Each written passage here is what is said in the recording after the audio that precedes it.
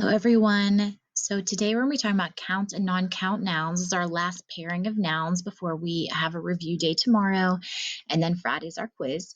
So just to review, a count noun is a noun in which you can add a number to the front of it and add an S to the end of it. So ultimately, we can make this word plural when it makes sense. For example, cake.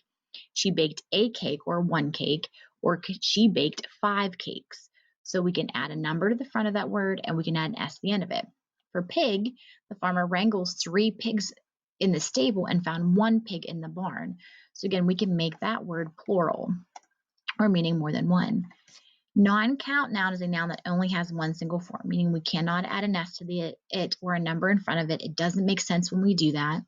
Like I wouldn't say musics, I wouldn't say advices or rices. Those words don't make sense with adding an S to the end of it or a number in front of it.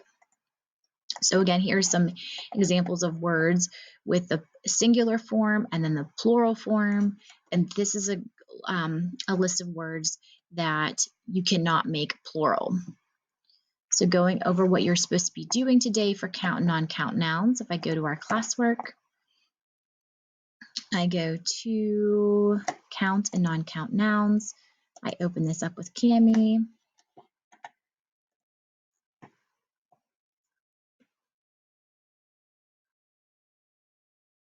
Again, similar to what you've been doing all week, you're going to separate these out into count or non-count nouns.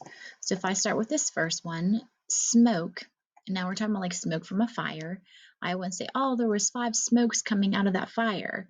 So sometimes I have to use them in a sentence in order for it to make sense to me. So smoke would be a non-count. If I go to the next one, bread. Can I say I have 5 breads in my lunch? Doesn't make sense. I might say I have 5 slices of bread or 5 loaves of bread. That would make sense, but bread itself is one that has a singular form.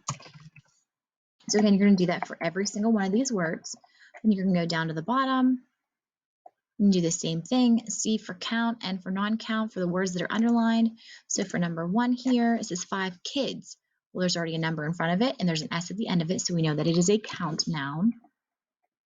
The next word is snow in the same sentence. I wouldn't say I have 5 snows. You might say I have 5 snow days or I saw 5 snowflakes, but snow itself would be a non-count. So you would simply just put an N there for that one.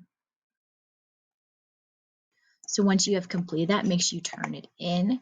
Tomorrow will be a review day on a quizzes, and then Friday you have a Google form that will be the actual quiz. So again, if you have trouble with any of these, please let me know before Friday morning of your actual quiz during class time. If you are unsure of what is expected of you or unsure about these different types of nouns.